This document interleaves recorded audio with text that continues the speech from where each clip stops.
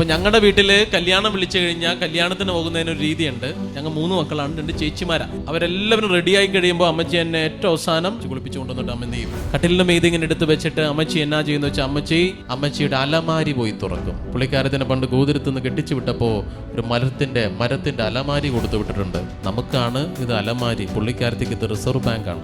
പ്രിയപ്പെട്ടവരെ, പുള്ളിക്കാരത്തി അതിസൂക്ഷ്മമായിട്ട് ഈ അലമാരി ഇങ്ങനെ മെല്ലെ തുറക്കും. ഇതിന്റെ നടുവിലൊരു വലിപ്പുണ്ട്, വലിപ്പ് ഇങ്ങനെ മെല്ലെ വലിക്കും.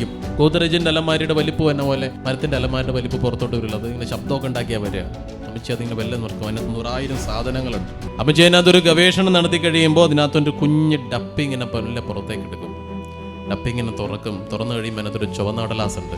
എന്നിട്ട് അതിനകത്ത് ഇത്രയുള്ളൊരു മോതിരം എടുക്കും അമ്മ. ആ മോതിരം എടുത്തിട്ട് എൻ്റെ കയ്യും ഇങ്ങനെ ഇട്ട് തരും. എന്നിട്ട് ഞങ്ങൾ കല്യാണത്തിന് പോകും. ബിരിയാണിയൊക്കെ തിന്ന് നാട്ടുകാരെ മുഴുവൻ വെറുപ്പിച്ച് ഞങ്ങൾ വൈകുന്നേരം ആഘോഷമായിട്ട് തിരിച്ചു വരും. അമ്മ എന്നെ അതുപോലെ എന്നെ എടുത്ത് കട്ടിലും വെക്കും. കയ്യിൽ നിന്ന് ഈ മോതിരം ഊരി മേടിക്കും. ചുവന്ന കടലാസ് കളഞ്ഞിട്ടൊന്നുമില്ല, ഭയങ്കരമാണ്. മോതിരം എടുത്ത് ചുവന്ന കടലാസിൽ നിന്ന് പൊതിയും, ഡപ്പിയിലേക്ക് പോകും. ഡപ്പി വലിപ്പിലേക്ക് പോകും, വലിപ്പടയും അലമാരിയടയും. ഇനി മോതിരം പുറത്തിറങ്ങണമെങ്കിൽ അടുത്ത കല്യാണം വരണം. വലിയ പള്ളികളിലെ രൂപമൊക്കെ ഇല്ലേ, വിശേഷ അവസരങ്ങളിൽ മാത്രം ഇറക്കാറുള്ളൂ.